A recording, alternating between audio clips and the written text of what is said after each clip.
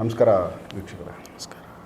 So Aditya ಅವ್ರು ಹೇಳ್ತಿದ್ರು ಭಗವತಿ ತಾಯಿನ ಯಾವ ರೀತಿ ನಾವು ಸಿದ್ಧಿ ಮಾಡ್ಕೊಂಡಿದ್ದು, ಸಾಧನೆ ಮಾಡ್ಕೊಂಡಿದ್ದು, ಮತ್ತು ಅವ್ರ ಮುಖಾಂತರ ಕೆಲವು ಕೆಲಸಗಳನ್ನ ನಾನು ಯಾವ ರೀತಿ ಮಾಡ್ತಾಯಿದ್ದೀನಿ. ಸೊ ಇದ್ರ ಬಗ್ಗೆ ಮತ್ತು ಕರ್ಣ ಯಕ್ಷಿಣಿ ಕೂಡ ನಮಗೆ ವಿಚಾರಗಳನ್ನ ತಿಳಿಸುತ್ತೆ ಅಂತ, ಕುಂಡಲಿನಿ ಕೂಡ ಆಕ್ಟಿವೇಶನ್ ಮಾಡ್ಕೊಂಡೇ ಆಗಿದೆ. ಸೊ ಇದನ್ನು ಪಬ್ಲಿಕ್ಕಿಗೂ ಕೂಡ ಆಸಕ್ತಿ ಇರೋರಿಗೂ ಕೂಡ ನಾನು ಹೇಳ್ಕೊಡೋಕ್ಕೆ ರೆಡಿ ಇದ್ದೀನಿ ಅಂತ ಹೇಳ್ತಾವ್ರೆ. ಬಟ್ ಮಾಡ್ತಾವ್ರೆ, ಕೆಲವರಿಗೆ ಆಸಕ್ತಿ ಇರೋರಿಗೆ ಅವ್ರಿಗೆ ವಿದ್ಯೆಗಳು ಕಲಿಸ್ಕೊಡ್ತಾವ್ರೆ. ಸೊ ಈಗ ಮೊದಲು ಆದಿತ್ಯ ಅವರೇ, ನೀವು ತಾಯಿ ಭಗವತಿ ಬಗ್ಗೆ ಅವ್ರದ್ದೇ ಒಂದು ವಿಚಾರಕ್ಕೆ ಬನ್ನಿ. ಯಾವ ರೀತಿ ನೀವು ಅವರನ್ನು ಸಾಧನೆ ಮಾಡಿಕೊಂಡ್ರಿ, ಸೊ ಮತ್ತು ಕೆಲಸಗಳು ಯಾವ ರೀತಿ ಅವ್ರ ಕಡೆಯಿಂದ ಮಾಡಿಸ್ಕೊಂಡು? ಮೊದಲನೇ ದಿನ ನನಗೆ ಗುರು ದೀಕ್ಷೆ ಕೊಟ್ಟ ದಿನ ಅವತ್ತಿಂದನೇ ಶುರು ಆಗುತ್ತೆ. ಮೊದಲನೇದಾಗಿ ಗುರು ದೀಕ್ಷೆ ಕೊಟ್ಟಿರೋ ದಿನ ಭಗವತಿದು ಯಂತ್ರ ಬರುತ್ತೆ. ಆ ಯಂತ್ರನ ನಾವೇ ಬರಿಬೇಕು. ಮೊದಲೇ ಫಸ್ಟ್ ಡೇನೇ ಅದು. ಆ್ಯಕ್ಚುಲಿ ನಿಮಗೆ ದೀಕ್ಷೆ ಕೊಟ್ಟಿದ ತಕ್ಷಣ ನಿಮ್ಗೊಂದು ಬದಲಾವಣೆ ಬರುತ್ತೆ, ವೈಬ್ರೇಟ್ ಬರುತ್ತೆ ಬಾಡಿಯಲ್ಲಿ. ಸೊ ಗುರುವಿನ ಇದು ನಮಗೆ ಮೊದಲೆಲ್ಲ ತಗಡು ತಾಯಿತ ನೋಡಿ ಗೊತ್ತಿತ್ತು, ಆದರೆ ಬರೆಯೋದಂದ್ರೆ ಕಷ್ಟ ಆಗೋದು. ಬುಕ್ಕಲ್ಲಿ ಬರೋದು ಅಭ್ಯಾಸ ಅದಷ್ಟು ಸುಲಭ ಅಲ್ಲ. ಬುಕ್ಕಲ್ಲಿ ಬರೆಯೋದಕ್ಕೂ ತಗಡಲ್ಲಿ ಬರೆಯೋದು ಪ್ರೆಸ್ ಮಾಡಿ ಬರಿಬಾರ್ದು, ತೂತಾಗ್ಬಿಡುತ್ತೆ. ತೂತಾಗಬಾರ್ದು. ತಗಡು ಯಾವುದೇ ಕಾರಣಕ್ಕೆ ತೂತು ಬಿಡಬಾರ್ದು. ತೂತು ಬಿದ್ದರೆ ಕೆಲಸ ಆಗಲ್ಲ. ಅಂದರೆ ಅದಕ್ಕೆ ಪ್ರಾಣ ಪ್ರತಿಷ್ಠಾಪನೆ ಮಾಡಿರ್ತೀವಿ. ಆ ಪ್ರಾಣ ಪ್ರತಿಷ್ಠಾಪನೆ ಮಾಡಿದಾಗ ಅದರಲ್ಲಿ ಆ ಶಕ್ತಿ ಹರಿದಾಡ್ತಾ ಇರುತ್ತೆ. ತೂತು ಬಿತ್ತು ಅಂದರೆ ಅದು ಕಟ್ಟಾಗುತ್ತೆ. ಓಕೆ. ಸೊ ಅದರಿಂದ ತಗಡು ಎಲ್ಲೂ ಬರಿಬೇಕಾದ್ರೆ ತೂತು ಬಿಡಬಾರ್ದು. ಆಮೇಲೆ ಇನ್ನೊಂದು ಪ್ರೊಸೀಜರ್ ಏನು ಅಂತಂದರೆ, ಫಸ್ಟೇ ತಗಡು ಕಟ್ ಮಾಡಿ ಇಟ್ಕೋಬೇಕು. ನಮಗೆ ಯಾವುದಕ್ಕೆ ಬರಿಬೇಕು, ಯಾವ ಸೈಜ್ಗೆ ಬೇಕು ಕಟ್ ಮಾಡ್ಕೋಬೇಕು. ಕಟ್ ಮಾಡಿಕೊಂಡು ಆಮೇಲೆ ಅದನ್ನು ನೀಟಾಗಿ ಇದರಲ್ಲಿ ತೊಳ್ಕೊಬೇಕು. ರೋಸ್ ವಾಟ್ರು, ತೆಂಗಿನಕಾಯಿ, ಎಳ್ನೀರು, ಈ ಥರದ್ದೆಲ್ಲ ಶುದ್ಧಿ ಮಾಡ್ಕೋಬೇಕು. ಶುದ್ಧಿ ಮಾಡಿ ಇಟ್ಕೊಂಡು ಇಮಿಡಿಯೇಟಾಗಿ ಅದಕ್ಕೆ ಪ್ರಾಣ ಪ್ರತಿಷ್ಠಾಪನೆ ಕೊಡಬೇಕು. ಜೀವ ತುಂಬಬೇಕು. ಜೀವ ತುಂಬಿ ಆದಮೇಲೆ ಅದಕ್ಕೆಲ್ಲ ಏನು ಬೇಕೋ ಅದನ್ನೆಲ್ಲ ಪ್ರೊಸೀಜರ್ ಬರೆದು, ಸೊ ಆಮೇಲೆ ಪ್ರಯೋಗ. ಅದು ನೀವು ಇದು ಕೊಟ್ಟಿದ ತಕ್ಷಣ ಅದಕ್ಕೆ ಪ್ರಾಣ ಸಂಚಾಲನ ಆಗುತ್ತೆ. ಆ ಪ್ರಾಣ ಸಂಚಾಲನ ಆದರೆ ಅಷ್ಟೇ ಅದು ಕೆಲಸ ಮಾಡೋಕ್ಕೆ ಶುರು ಆಗುತ್ತೆ. ತೂತು ಬಿಡಬಾರ್ದು. ಅದರಲ್ಲೂ ತುಂಬಾ ಇದು ಮೆಥಡ್ಸ್ ಇದೆ. ನಾವು ತರಬೇಕಾದ್ರೆ ತಗಡನ್ನ ಆಯ್ಕೆ ಮಾಡಬೇಕು. ತೂತು ಇದೆಯಾ ಇಲ್ವೋ ಅದನ್ನ ನೋಡಬೇಕು.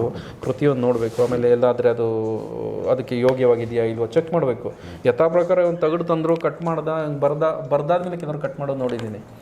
ಕೆಲವರು ಬರ್ದಾದ್ಮೇಲೆ ಕಟ್ ಮಾಡೋದು ನೋಡಿದ್ದೀನಿ. ಕಟ್ ಮಾಡಿ ಸುಳಿ ಮಾಡೋದು ನೋಡಿದ್ದೀನಿ. ಅದು ರಾಂಗ್. ಅದು ಪ್ರೊಸೀಜರ್ ಅದಲ್ಲ. ಯಾಕೆಂತಂದರೆ ಅದು ನಾರ್ಮಲ್ ಆಗಿರೋದಕ್ಕೆ ನಾವು ಜೀವ ತುಂಬ್ತೀವಿ. ಜೀವ ಇನ್ನೊಂದು ಅದರಲ್ಲಿ ಸೀಕ್ರೆಟು, ಮಂತ್ರಗಳೆಲ್ಲನೂ ಆ ಋಷಿಮುನಿ ಕಾಲಗಳಲ್ಲಿ ಎಲ್ಲನೂ ವರ್ಕ್ ಆಗ್ತಿತ್ತು 100ಕ್ಕೆ 100. ಈ ವಿದ್ಯೆಗಳು ಪ್ರಯೋಗ ಮಾಡೋಕ್ಕೆ ಶುರು ಮಾಡಿದವರು ಕೆಟ್ಟದ್ಗೆಲ್ಲ ಉಪಯೋಗ ಮಾಡೋಕ್ಕೆ ಶುರು ಮಾಡಿದ್ರು, ಮಂತ್ರನ ಯಂತ್ರನ. ಆ ಟೈಮಲ್ಲಿ ಇವತ್ತು ಕೂಡ ಅಷ್ಟೇ ಋಷಿಮುನಿಗಳು, ದೇವತೆಗಳು ಪ್ರತಿಯೊಂದನ್ನು ಮನುಷ್ಯನಿಗೆ ಭೂಮಿ ಮೇಲೆ ಒಳ್ಳೇದಕ್ಕೆ ಅಂತ ಕೊಟ್ಟಿದ್ದು.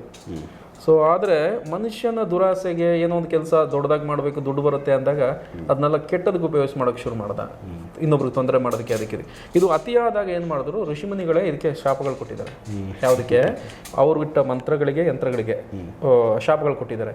ಇವತ್ತು ನಾವು ಅದಕ್ಕೆ ಪ್ರಾಣ ಪ್ರತಿಷ್ಠಾಪನೆ ಕೊಡಬೇಕಾದ್ರೆ ಸೇಮ್ ಮಂತ್ರ ಉಚ್ಚಾರಣೆ ಮಾಡ್ತೀವಿ. ಯಾರಿಟ್ಟ ಶಾಪವಾದರೂ ನಶಿ ನಶಿ, ದೇವರುಗಳ ಶಾಪ ನಶಿ ನಶಿ, ಋಷಿಗಳ ಶಾಪ ನಶಿ ನಶಿ, ದೇವರು ಶಿವ ನಿಲ್ಲಲಿ, ಶಿವ ಶಕ್ತಿ ನಿಲ್ಲಲಿ ಅಂತ ಹೇಳಿ ಇದನ್ನ ನಾವು ಮಂತ್ರ ಉಚ್ಚಾರಣೆ ಮಾಡಿ ಆದಮೇಲೆ ಅದು ಶಾಪ ವಿಮೋಚನೆ. ಅದು ಓಕೆ. ಶಾಪ ವಿಮೋಚನೆ ಮಾಡಿದ್ಮೇಲೆ ಮತ್ತೆ ಇದು ಪ್ರಾಣ ಪ್ರತಿಷ್ಠಾಪನೆ ಮಂತ್ರನ ಇದು ಮಾಡ್ತೀವಿ. ಇಲ್ಲ ಇದು ಶಾಪ ವಿಮೋಚನೆ ಆಗಿಲ್ಲ ಅಂದರೆ ನಿಮ್ಗೆ ಅದು ವರ್ಕ್ ಆಗಲ್ಲ. ಸೊ ಕೆಲಸ ಮಾಡಲ್ಲ 100% ಸರ್. ಏನಂದರೆ ಇವತ್ತು ತುಂಬ ಕಡೆಯಲ್ಲಿ ಹೋಗ್ತಾರೆ ಜನ, ಕೆಲಸ ಆಗ್ತಿಲ್ಲ ಅನ್ನೋ ಕಾರಣ ಪ್ರೊಸೀಜರ್. ಅದರಲ್ಲಿ ಎಲ್ಲದಕ್ಕೂ ಒಂದೊಂದು ಪ್ರೊಸೀಜರ್ ಇದೆ. ಅದು ನಿಯಮಬದ್ಧವಾಗಿ ಅದ್ರದ್ದು ಏನಿದೆಯೋ ಅದು ಮಾಡಿದ್ರೆ ಖಂಡಿತವಾಗ್ಲೂ ವರ್ಕ್ ಆಗುತ್ತೆ. ಮಂತ್ರ ಜಪನೂ ಕರೆಕ್ಟಾಗಿ ಮಾಡಬೇಕು. ಉಚ್ಚಾರಣೆ ಒಂದು ಅಕ್ಷರ ಹಿಂದೆ ಮುಂದೆ ಆದರೆ ಅದರ ಅರ್ಥ ಬೇರೆ ಆಗ್ಬಿಡುತ್ತೆ. ಆಮೇಲೆ ಈ ಥರ ಆಗಬೇಕದು ಉಲ್ಟಾ ಆಗ್ಬಿಡುತ್ತೆ. ಮಂತ್ರ ಕರೆಕ್ಟಾಗಿ ಮಂತ್ರ ಉಚ್ಚಾರಣೆ ಮಾಡಬೇಕು. ಆಮೇಲೆ ಅದು ಪ್ರೊಸೀಜರ್, ಅದಕ್ಕೆ ಪ್ರಾಣ ಪ್ರತಿಷ್ಠಾಪನೆ ಇದೆಯಲ್ಲ, ಆಮೇಲೆ ಶಾಪ ವಿಮೋಚನೆ. ಫಸ್ಟು ಶಾಪ ವಿಮೋಚನೆ ಬರೀ ಯಂತ್ರ ಮಾತ್ರ ಅಲ್ಲ, ಮೂಲಿಕೆಗಳಿಗೂ ಕೂಡ ಶಾಪ ವಿಮೋಚನೆ ಮಾಡಬೇಕು. ಸೊ ಪ್ರತಿಯೊಂದನ್ನು ಶಾಪ ವಿಮೋಚನೆ ಮಾಡಿ ಶುದ್ಧಿ ಆಗಬೇಕು.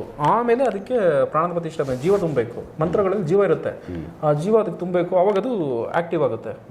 ಆಕ್ಟಿವ್ ಆದಾಗ ನೀವು ಏನು ಕೆಲಸಕ್ಕೆ ಅಂತ ಬರೆದಿರ್ತೀರೋ ಬೀಜ ಮಂತ್ರಗಳು, ಅದಕ್ಕೆ ವರ್ಕ್ ಆಗುತ್ತೆ. ಇದು ಮೊದಲನೇದು ತುಂಬ ಇಂಪಾರ್ಟೆಂಟು. ಅದಾಯಿತು ಅಂದರೆ ನಿಜವಾದ ಸಿದ್ಧಿ ಸಾಧಕನಿಗೆ ಕೆಲಸ ಆಗುತ್ತೆ. 100ಕ್ಕೆ 100, 200% ಕೆಲಸ ಆಗುತ್ತೆ. ಅಂದರೆ ಸಾಧಕನು ಕೂಡ ಸಿದ್ಧಿ ಅದೇ ಥರ ಆಗಿರಬೇಕು. 48 ದಿನಗಳ ಸಿದ್ಧಿ ಏನಿರುತ್ತೆ ಅದು ಪ್ರೊಸೀಜರು ಯಥಾ ಪ್ರಕಾರ ನೀಟಾಗಿ ಮಾಡಬೇಕು. 48 ದಿನ ಯಾವುದೇ ಒಂದು ಅಡಚಣೆ ಮಾಡ್ಕೋಬಾರ್ದು. ಕಷ್ಟಗಳು 1000 ಬರುತ್ತೆ, ತುಂಬ ಬರುತ್ತೆ. 48ನೇ ದಿನ ನಿಮಗೆ ಒಬ್ಬರೇ ಅಂದರೆ ರೂಮಲ್ಲಿ ನೀವು ಸಾಧನೆ ಮಾಡೋ ರೂಮಲ್ಲಿ ಅಲ್ಲೇ ಮಲಗಬೇಕು, ಎಲ್ಲಿ ಪೂಜೆ ಮಾಡ್ತೀರಾ ಅಲ್ಲಿ ಮಲಗಬೇಕು, ಚಾಪೆ ಹಾಕೊಂಡು ಮಲ್ಕೋಬೇಕು. 48ನೇ ದಿನ ಕೆಲವರಿಗೆ ಒಂದೊಂದು ಅನುಭವಗಳು, ಬಾಗಿಲು ತಟ್ಟುತ್ತೆ, ಟಕ್ ಟಕ್ ಟಕ್ ಅಂತ ಒಡೆಯ ಶಬ್ದ ಆಗುತ್ತೆ ಕೆಲವರಿಗೆ. ಅಂದರೆ ದೇವಿ ಮೇಲೆ ಸೂಕ್ಷ್ಮತೆ, ಅಂದರೆ ಒಂದು ಮನುಷ್ಯನ ಮೇಲೆ ಡಿಪೆಂಡ್ ಆಗುತ್ತೆ, ಸೋಲ್ ಮೇಲೆ ಡಿಪೆಂಡ್ ಆಗುತ್ತೆ. ಆ ಸೋಲ್ ಸ್ವಲ್ಪ ವೀಕ್ ಇದೆ ಅನ್ನೋರಿಗೆಲ್ಲ ಭಯಪಡಿಸಲ್ಲ ತಾಯಿ. ಅಂದರೆ ಈ ಕೆಲಸ ಕಲಿಬೇಕಾದ್ರೆ ಭಯಪಡಿಸುತ್ತೆ, ಫೈನಲ್ ಡೇಗೆ ಭಯಪಡಿಸಲ್ಲ. ಇನ್ನೊಂದು ಏನಂದರೆ ತಾಯಿ ಬಂದಿರೋದು ಹೇಗೆ ಗೊತ್ತಾಗುತ್ತೆ ಅಂದರೆ, ಬಂದಿದ್ದು ಹೋಗಿರೋದು ಆದರೆ ಸಿದ್ಧಿ ಆಗಿದೆ ಅಂದರೆ ಹೋಗಿ ಮನೆ ಒಳಗೆಲ್ಲ ಮಲ್ಲಿಗೆ ಹೂವಿನ ಸ್ಮೆಲ್ ಬರುತ್ತೆ. ನಾರ್ಮಲ್ ಸ್ಮೆಲ್ ಅಲ್ಲ, ಅದು ಘಮ್ ಅಂತ ಬರುತ್ತೆ. ಏನು ನಿಮಗೆ ನಿದ್ರೆ ಬಂದಿದ್ರು ಎಚ್ಚರ ಆಗ್ಬಿಡುತ್ತೆ, ಅಂಥ ಪರಿಮಳ, ಸುವಾಸನೆ ಪರಿಮಳ ಒಂದು. ಎರಡನೇದು, ಅದು ಬಂದಿಲ್ಲ ಅಂದರೆ ಗೆಜ್ಜೆ ಶಬ್ದ ಬರುತ್ತೆ. ಅದೇ ಹೇಳಿ, ನಾನು ಸ್ವಲ್ಪ ಸ್ಟ್ರಾಂಗ್ ಇರೋರಿಗೆ ಗೆಜ್ಜೆ ಶಬ್ದ ನೀಟಾಗಿ ಒಳಗಡೆ ಒಂದು 5-6 ಸಪ್ಪಳ ಜಲ್ ಜಲ್ ಜಲ್ ಜಲ್ ನಡ್ಕೊಂಡು ಹೋಗಿರೋ ಅದು ಬರುತ್ತೆ. ಇದು ಸ್ವಲ್ಪ ವೀಕ್ ಇದ್ದಾನೆ ಮನುಷ್ಯ, ಅದರ ಒಳ್ಳೆ ಸಿದ್ಧಿ ಸಾಧಕ ಅಂತನ್ನೋರಿಗೆ ಮಳ್ಳಿಗೆ ಒಂದು ಸ್ಮೆಲ್ ಬರುತ್ತೆ. ಸೊ 2-3 ಇದು ಕೊಡುತ್ತೆ, ಅವತ್ತು ಅವ್ನಿಗೆ ಗೊತ್ತಾಗುತ್ತೆ ಸಾಧನೆ ಆಗಿದೆ ಅಂತ. ಇದು ಯಾವುದು ನಡೆದಿಲ್ಲ, ಇದು ಈ 3 ಪ್ರೊಸೀಜರ್ ನಡೆದಿಲ್ಲ ಅಂದರೆ ಆತನ ಮಾಡಿರೋಂಥ ಇದು ಸಿದ್ಧಿ ಸಾಧನೆಯಲ್ಲಿ ಮಿಸ್ಟೇಕ್ ಆಗಿದೆ ಅಂತ. ಅದು ಫಲ ಸಿಕ್ಕಿಲ್ಲ, ಆತ ಏನೇ ಕೆಲಸ ಮಾಡಿದ್ರು ವರ್ಕ್ ಆಗಲ್ಲ. ಕೆಲವ್ರು ಏನು ಮಾಡ್ಬಿಡ್ತಾರೆ, 48 ದಿನ ಮಾಡಿದ್ದೀನಿ ಸಿದ್ಧಿ ಆಗಿದೆ ಅಂತ ಅವ್ರ ಪಡಿಗೆ ಅವರೇ ಅಂದ್ಕೊಳ್ಳೋದು, ಕೆಲಸ ಮಾಡೋಕ್ಕೆ ಹೋಗ್ತಾರೆ, ವರ್ಕ್ ಮಾಡಲ್ಲ, ಅದು ವರ್ಕ್ ಆಗಲ್ಲ. ಯಾಕಂದರೆ ಇದು ತುಂಬಾ ಒಂದಕ್ಕೊಂದು ಲಿಂಕ್ ಇದೆ.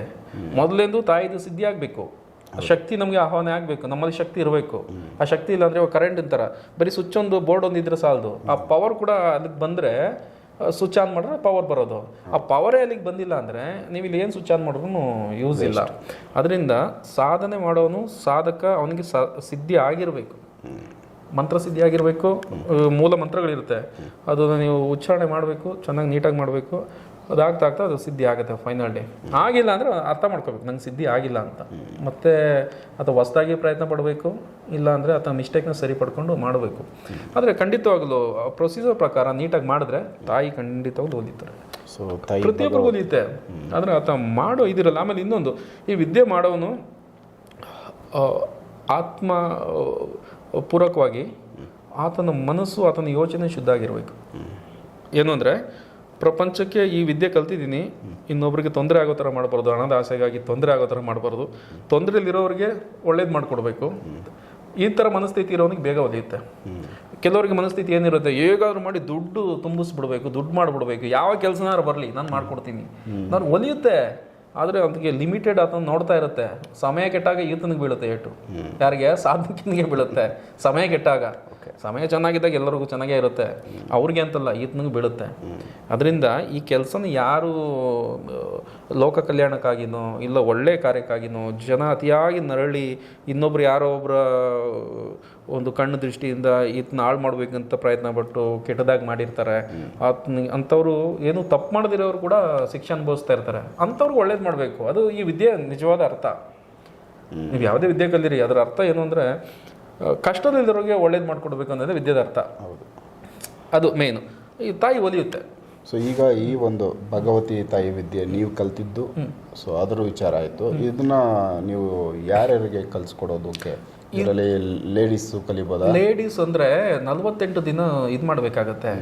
ಅದು ಕೆಲವ್ರಿಗೆ ಲೇಡೀಸ್ಗೆ 48 ಡೇಸ್ವರೆಗೂ ತಿಂಗಳು ಸಮಸ್ಯೆಗಳಿರುತ್ತೆ, ಆವಾಗ ಇದು ಸಮಸ್ಯೆ ಆಗ್ಬಿಡುತ್ತೆ, ಆಗೋದಿಲ್ಲ ಲೇಡೀಸ್ ಅಂದರೆ ಕಷ್ಟ ಆಗುತ್ತೆ. ಅಂದರೆ ಆಫ್ಟರ್ 50 ಕೆಲವು ಲೇಡೀಸು ಆ ಸಮಸ್ಯೆಗಳಿಲ್ಲ ಅಂದರೆ, ತಿಂಗಳಿನ ಸಮಸ್ಯೆ ಇಲ್ಲ ಅಂದರೆ ಕಲಿಬೋದು. ಆಫ್ಟರ್ ಚಿಕ್ಕ ವಯಸ್ಸಿನ ಇವರು ಕೂಡ ಕಲಿಬೋದು. 47, ಯಾಕಂತಂದರೆ ಇದು ಒಂದು ವ್ರತ ಅಂತ ಇದೆಯಲ್ಲ, ಅದು ತಾಯಿ ಜಗನ್ಮಾತೆನೇ, ಅದು ಪ್ರಪಂಚಕ್ಕೆ ಎಲ್ಲರಿಗೂ ಇರೋದೆ.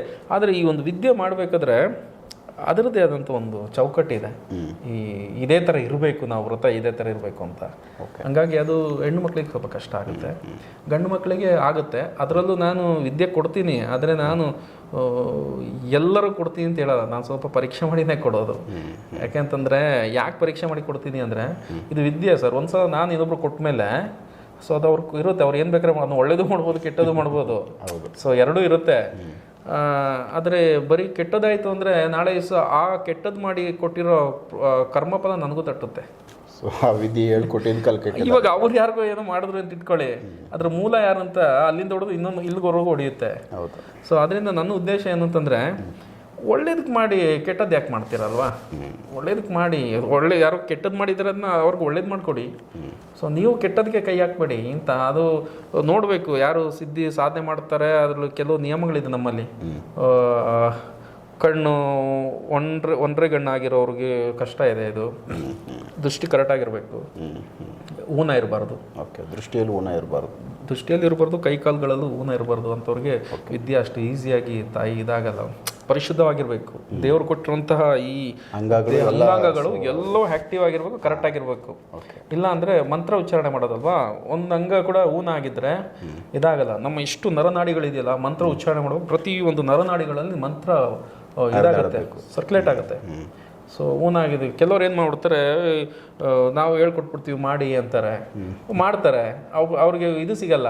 ದುಡ್ಡು ಕೊಟ್ಬಿಟ್ಟೆ ನನಗೆ ಆಗ್ತಾ ಇಲ್ಲ ಅಂದರೆ ಕಾರಣ ಏನಂದರೆ ಎಲ್ರಿಗೂ ಅಂತಲ್ಲ. ಸೊ ನೋಡಬೇಕು, ಅದನ್ನ ಸಿದ್ಧಿ ಮಾಡೋರಿಗೆ ಕೊಡಬೇಕು. ಮಾಡಲ್ಲ, 10 ದಿವಸ ಸ್ಟಾರ್ಟ್ ಮಾಡೋದು, ಇನ್ನೊಂದು ದಿವಸ ಆಗಲ್ಲ ಅಂತ ಬಿಟ್ಬಿಡೋದು, ಮತ್ತೆ ಏನೋ ಮಾಡೋದು, ಆ ಥರ ಮಾಡಿದ್ರೆ ಅದು ಅವ್ರಿಗೇನೆ ತೊಂದರೆಗಳಾಗುತ್ತೆ. ಹಾಗೆ ಮಾಡಬಾರ್ದು. ವಿದ್ಯೆ ಏನು ಅಂತಂದರೆ ತಾಯಿಗೊಂದು ಬೆಲೆ ಇದೆ. ತಾಯಿ ಸುಮ್ಮನೆ ಏನೋ ಮಾಡ್ತಾ ಇದ್ದಾರೆ ಅಂದ ಮಾತ್ರಕ್ಕೆ ಎಲ್ಲರಿಗೂ ಒಲ್ದ್ಬಿಡ್ತೀನಿ ಅಂತಲ್ಲ. ಅದ್ರದ್ದು ಇದು ಇವತ್ತಿನೇ ಬಂದಿರೋದಲ್ಲ, ಋಷಿ ಮುನಿಗಳ ಪುರಾತನ ಕಾಲಗಳಿಂದ ಬಂದಿರೋಂಥದ್ದು. ಸೊ ಅದಕ್ಕೆ ಒಂದು ಅದರದ್ದೇ ಆದಂತಹ ಶಕ್ತಿ ಇದೆ, ಅದರದ್ದೇ ಆದಂಥ ಒಂದು ಗೌರವ ಇದೆ. ಸೊ ಅಂಥವರು ಅದನ್ನ ಭಕ್ತಿ ಶ್ರದ್ಧೆಯಿಂದ ಮಾಡಬೇಕು. ಆದರೆ ಅಷ್ಟು ನೀಟಾಗಿ ಒಲಿಯುತ್ತೆ ತಾಯಿ. ಸೊ 48 ಡೇಸಲ್ಲಿ 100% ಒಲಿಯುತ್ತೆ. ಆದರೆ ಏನು ನಾವು ಹೇಳಿರ್ತೀವೋ ಅದನ್ನ ಚಾಚು ತಪ್ಪದೆ ಮಾಡಬೇಕು. ಮಾಡಿದ್ರೆ ಖಂಡಿತ ಒಂದ್ಸರಿ ಈ ಥರ ತಾಯಿನ ಹೊಲಿಸ್ಕೊಂಡಾದ್ಮೇಲೆ ನೆಕ್ಸ್ಟ್ ಲೈಫ್ ಲಾಂಗ್ ಇರುತ್ತೆ. ಆದರೆ ಎವ್ರಿ ಫ್ರೈಡೇ ಪೂಜೆ ಮಾಡಬೇಕು. ಸೊ ಪೂಜೆ ಮಾಡಬೇಕು. ಫ್ರೈಡೇ ಪೂಜೆ ಮಾಡಬೇಕು ತಾಯಿಗೆ. ಅವತ್ತಿನ ದಿನ ಪೂಜೆ ಮಾಡಬೇಕು. ಯಾಕಂದರೆ ಅವರೇ ನಮಗೆ ಬೆಳಕಾದ್ಮೇಲೆ ಬೆಳಕಿಗೆ ನಾವು ಬೆಳಕು ತೋರಿಸಿಲ್ಲ ಅಂತಂದರೆ ದೇವಿ ಏನು ಕೇಳುತ್ತೆ ನಮ್ಮ ಹತ್ರ? ಹಣ ಕೇಳಲ್ಲ, ಆಸ್ತಿ ಕೇಳಲ್ಲ, ಏನು ಕೇಳಲ್ಲ. ಒಂದೇ ನಿಷ್ಕಲ್ಮಶವಾದಂಥ ಒಂದು ಪೂಜೆ ಕೇಳುತ್ತೆ. ಪೂಜೆ ಮಾಡಬೇಕು. ಶಕ್ತಿ ಆಗಿರುತ್ತೆ. ಮೂಲಮಂತ್ರ ಇರುತ್ತೆ. ಮೂಲಮಂತ್ರ ನೀವು ಉಚ್ಚಾರಣೆ ಮಾಡಿಕೊಂಡು ನಿಮಗೆ ಶಕ್ತಿ ಆಗೇ ಉಳಿದಿರುತ್ತೆ. ಅದು ಆಗಿರುತ್ತೆ. ನಿಮ್ಮ ಸಾಯೋವರೆಗೂ ಇರುತ್ತೆ. ಬೇಡ ಅಂದರೆ ಇನ್ನೊಬ್ರಿಗೆ ದಾರ ಎರೆದ್ಬಿಟ್ಟು ಹೋಗ್ಬೋದು ನೀವು. ಸೊ ಇದನ್ನು ಮಾಡ್ಬೋದು. ಅಲ್ಲ, ಅದೇ ನಿಮ್ಗೆ ಬೇಡ ಅಂದರೆ ಇನ್ನೊಬ್ರಿಗೆ ದಾರ ಎರೆದು ಕೊಡಬೇಕು. ಸಾಯೋ ಟೈಮಲ್ಲಿ ವಿದ್ಯೆ ನಮ್ಮಲ್ಲೇ ಸಾಯೋ ಬದಲು ಒಳ್ಳೇದಾಗ್ತಿ ಅಂದರೆ ಬೇರೆಯವ್ರಿಗೆ ದಾರ ಎರೆದು ಕೊಡ್ಬೋದು. ಆಮೇಲೆ ಏನು ಅಂದರೆ ಹೇಳ್ಬಿಟ್ಟು ಹಂಗೆ ಕಳಿಸಲ್ಲ. ಪ್ರಾಕ್ಟಿಕಲಾಗಿ ಕೂರಿಸಿ ಪ್ರತಿಯೊಂದು ಹೇಳ್ಕೊಡ್ತೀನಿ. ತಗಡು ಹೇಗೆ ಕಟ್ ಮಾಡಬೇಕು, ಆಮೇಲೆ ಪ್ರಾಣ ಪ್ರತಿಷ್ಠಾಪನೆ ಹೇಗೆ ಮಾಡಬೇಕು, ಅದ್ರ ಪ್ರೊಸೀಜರ್ A to Z ಸ್ಟಾರ್ಟಿಂಗಿಂದ. ಕನ್ಫ್ಯೂಸೇ ಇರಬಾರ್ದು. ಕಲ್ತ್ರೆ ಪರಿಪೂರ್ಣತೆ ಕಲಿಬೇಕು ಸರ್. ಸ್ವಲ್ಪ ಹೇಳ್ಕೊಟ್ಬಿಟ್ಟು ಆಮೇಲೆ ಇನ್ನು ಮಾಡೋಕ್ಕೆ ಬರಲ್ಲ, ಅದನ್ನ ಮಾಡೋಕ್ಕೆ ಬರಲ್ಲ, ಆಮೇಲೆ ಅವರೇ ಏನೋ ಮಾಡೋಕ್ಕೆ ಹೋಗಿ ಸಮಸ್ಯೆ ಸಿಕ್ಕಾಕೊಂಡು ಆಮೇಲೆ ಸಮಸ್ಯೆ ಆಗಬಾರ್ದು. ಯಾವುದೇ ಒಂದು ಕೆಲಸ ಕೈ ಆದರೆ ಅದು ಸಂಪೂರ್ಣ ಶಾಪ ಇಲ್ದಂಗೆ. 48 ದಿನ ನಿಮ್ಮ ಹತ್ರನೇ ಇಲ್ಲ 48 ದಿನ ನಮ್ಮ ಹತ್ರ ಇರೋಕ್ಕಾಗಲ್ಲ. ಯಾಕೆಂತಂದರೆ ಅವರು ಒಂದು ಕೋಣೆಯಲ್ಲಿ ಅದನ್ನ ಶುರು ಮಾಡಬೇಕು. ಆ ಕೋಣೆಯಲ್ಲೇ ಮಲ್ಕೋಬೇಕು ಅವರು. 48ನೇ ದಿನಕ್ಕೆ ರೆಡಿ ಮಾಡ್ಕೋಬೇಕು. ಹೌದೌದು, 48ನೇ ದಿನಕ್ಕೆ ದೇವಿ ಬರಬೇಕು ಅಂದರೆ ಅವ್ರ ಕೋಣೆಯಲ್ಲೇ ಮಾಡಬೇಕು. ಇವಾಗ ನನ್ನ ಹತ್ರ ತುಂಬ ಜನ ಬಂದರು ಅಂದರೆ ಒಂದೇ ಕಡೆ ಮಲ್ಕೊಂಡ್ರೆ ಅವ್ರಿಗೆ ಆಗಲ್ಲ. ಅಂದರೆ ಹೇಗೆ ಮಾಡಬೇಕು, ಅದ್ರ ಪ್ರೊಸೀಜರ್ ಏನು, ದೀಕ್ಷೆ ಕೊಡೋಕ್ಕಿಂತ ಮೊದಲು ಅಂದರೆ ಒಂದು ದಿವಸ ಬಿಫೋರ್ ಕರೆಸ್ಕೊಂಡು ಎಲ್ಲನೂ ರೆಡಿ ಮಾಡಿಸ್ಬಿಟ್ಟು ಬೆಳಗಿನ ಜಾವ 4 ಗಂಟೆ 5 ಗಂಟೆ ಬ್ರಹ್ಮ ಮುಹೂರ್ತದಲ್ಲಿ ಎಲ್ಲರಿಗೂ ದೀಕ್ಷೆ ಕೊಟ್ಬಿಟ್ಟು ಪ್ರೊಸೀಜರೆಲ್ಲ ಹೇಳಿ ಅವತ್ತೇ ಕಳಿಸ್ಬಿಡ್ತೀವಿ. ಅವತ್ತಿಂದ ಹೋಗಿ ಅವರು ಯಥಾ ಪ್ರಕಾರ ಬೆಳಿಗ್ಗೆ ಸಂಜೆ 2 ಪೂಜೆ ಇರುತ್ತೆ. ಯಕ್ಷಿಣಿ ಪೂಜೆ, ಆಮೇಲೆ ಭಗವತಿ ಪೂಜೆ. ಸಂಜೆ ಭಗವತಿ ಪೂಜೆ ಆದರೆ ಬೆಳಿಗ್ಗೆ ಯಕ್ಷಿಣಿ ಪೂಜೆ ಆಗಬೇಕು. ಈಗ 48 ದಿನ ಸೇಮ್, 2 ಒಂದೇ ದಿನ ಇದಾಗೋದು. ಓಕೆ, ಯಾಕಂದರೆ ಇದು ಸಿಕ್ಕಿದ್ಮೇಲೆ ಅದು ಸಿಗುತ್ತೆ. ಯಾಕಂದರೆ ಮೇಯ್ನ್ ಇಂಪಾರ್ಟೆಂಟ್ ಏನಂದರೆ ಸಮಸ್ಯೆ ಏನಿದೆ ಅಂತ ಗೊತ್ತಾಗಿಲ್ಲ ಅಂದರೆ ನೀವು ಸಮಸ್ಯೆನ ಕ್ಲಿಯರ್ ಮಾಡೋದು ಕಷ್ಟ ಆಗುತ್ತೆ. ಅದರಿಂದ ಸಮಸ್ಯೆ ಏನಿದೆ ಅಂತ ಹೇಳೋದು ಯಕ್ಷಿಣಿ ಹೇಳಿದಾಗ ನಮಗೆ ಈ ಸಮಸ್ಯೆ ಅಂತ ಸಮಸ್ಯೆ ಕ್ಲಿಯರ್ ಮಾಡೋಕ್ಕೆ ಈಸಿ ಆಗುತ್ತೆ. ಇಲ್ಲಾಂದರೆ ಸಮಸ್ಯೆನೇ ಗೊತ್ತಾಗಲ್ಲ. ಈ ಸುಮ್ಮನೆ ಹಿಂಗೆ ಕಣ್ಣು ಬಿಟ್ಕೊಂಡು ಯಾವ ಸಮಸ್ಯೆಗೆ ಏನು ಮಾಡಬೇಕು ಅಂತ ಗೊತ್ತಿಲ್ದಂಗೆ ಅವಾಗ ಅವ್ರಿಗೆ ಸರಿಯಾದ ಸಮಸ್ಯೆಗೆ ಪರಿಹಾರ ಸಿಗಲ್ಲ. ಸೊ ಕಲ್ತ್ರೆ 2 ಕಲಿಬೇಕಿಲ್ಲಿ. ಕಲ್ತ್ರೆ 2, ಇಲ್ಲಾಂದರೆ ಅಲ್ಲ. ಎಕ್ಸಾಂಪಲ್ ನಾನು ಹೇಳೋದು, ಬರೀ ಸಿದ್ಧಿ ಮಾಡ್ಕೊಂಡು ಯಂತ್ರ ಬರ್ಕೊಂಡು ಏನು ಮಾಡ್ತೀರಾ? ಸಮಸ್ಯೆ ಏನು ಅಂತಲೇ ಗೊತ್ತಿಲ್ಲ ಅಂತಂದರೆ ಇವಾಗ ಹಾಸ್ಪಿಟ್ಲ್ ಡಾಕ್ಟರು ಸೊ ಪರ್ಸ್ನಲಿ ಅವ್ರಿಗೆ ಬೇಕಾದ್ರೆ ಪೂಜೆ ಮಾಡ್ಕೊಂಡು ಹೋಗ್ಬೋದು, ಬೇರೆಯವ್ರಿಗೆ ಪರಿಹಾರ ಮಾಡ್ಕೊಡೋಕ್ಕಾಗಲ್ಲ. ಅಲ್ಲ, ಅವ್ರಿಗೆ ಪರಿಹಾರ ಮಾಡೋಕ್ಕಾಗಲ್ಲ. ಅಲ್ಲ, ಪರಿಹಾರನೂ ಏನು ಅಂತ ಗೊತ್ತಾಗಲ್ಲ. ಪರಿಹಾರ ಮಾಡ್ಬೋದು, ಆದರೆ ಪರಿಹಾರ ಏನು ಅಂತಲೇ ಗೊತ್ತಾಗಿಲ್ಲ ಅಂದರೆ, ಸಮಸ್ಯೆ ಏನು ಅಂತಲೇ ಗೊತ್ತಾಗಿಲ್ಲ ಅಂದರೆ, ಇವಾಗ ಹಾಸ್ಪಿಟ್ಲ್ಗೆ ಹೋಗ್ತೀವಿ. ಹಾಸ್ಪಿಟ್ಲ್ಗೆ ಹೋಗಿ ಜ್ವರನ, ತಲೆನೋವಾ, ಇಲ್ಲ ಹೊಟ್ಟೆ ನೋವಾ ಅಂತ ಏನಾರು ಗೊತ್ತಾದರೆ ಇದಕ್ಕೆ ಅಂತ ಕೊಡ್ಬೋದು. ಅಲ್ಲಿ ಹೋಗಿ ಸಮಸ್ಯೆ ಯಾವುದು ಅಂತಲೇ ಗೊತ್ತಾಗಿಲ್ಲ ಅಂದರೆ ಯಾವುದಕ್ಕೆ ಅಂತ ಮೆಡಿಷನ್ ಕೊಡೋದು? ಹೌದು, ಇದು ಸಮಸ್ಯೆ ಆಗ್ಬಿಡುತ್ತೆ. ಕನ್ಫ್ಯೂಸ್ ಆಗುತ್ತೆ. ಅದಕ್ಕೆ ಮೊದಲು ನಮಗೊಂದು ಪವರ್ ಏನಂತಂದರೆ ಬಂದವ್ರಿಗೆ ಸಮಸ್ಯೆ ಏನಾಗಿದೆ ಅಂತ ಅದಕ್ಕೆ ಕಲ್ತ್ಕೋಬೇಕು. ಅದು ಕಲ್ತ್ಕೊಂಡಾಗ ಅದಕ್ಕೆ ಇದು ತಲೆನೋವು ಅಂತಂದರೆ ತಲೆನೋವು ಮಾತ್ರ ಬರಿಬೋದು. ಸೊ ಅದು ಇಂಪಾರ್ಟೆಂಟು. ಅದಕ್ಕೆ ನೆಕ್ಸ್ಟು ಕರ್ಣ ಯಕ್ಷಿಣಿ ಬಗ್ಗೆ ಕರ್ಣ ಯಕ್ಷಿಣಿ ಖಂಡಿತ. ಸೊ ವೀಕ್ಷಕರೇ, ಇದು ಭಗವತಿ ತಾಯಿ ಅವರನ್ನು ಯಾವ ರೀತಿ ಸಿದ್ಧಿ ಮಾಡ್ಕೋಬೇಕು, ಮತ್ತು 48 ದಿನದಲ್ಲಿ ಯಾವ ರೀತಿ ಅವರನ್ನು ಹೊಲಿಸ್ಕೊಳ್ಳೋದು, ಸೊ ಅವರದ್ದೊಂದು ಆಶೀರ್ವಾದ ಪಡ್ಕೊಳ್ಳೋ ಒಂದು ವಿಧಾನ. ಸೊ ಇದೊಂದು ಸಾಧನೆ ಬಗ್ಗೆ ತಿಳಿಸ್ಕೊಟ್ಟಿರೋದು. ನೆಕ್ಸ್ಟು ಕರ್ಣ ಯಕ್ಷಿಣಿ. ಸೊ ಯಾವ ರೀತಿ ಕರ್ಣ ಯಕ್ಷಿಣ ಆ ಸಾಧನೆ ಹೆಂಗಿರುತ್ತೆ, ಸೊ ಅದರಿಂದ ಏನೆಲ್ಲ ಉಪಯೋಗ ಆಗುತ್ತೆ ಅನ್ನೋದನ್ನು ತಿಳಿಸ್ತೀವಿ. ಸೊ ಎಪಿಸೋಡ್ ನೋಡ್ತಾ ಹೋಗಿ. ನಮಸ್ಕಾರ.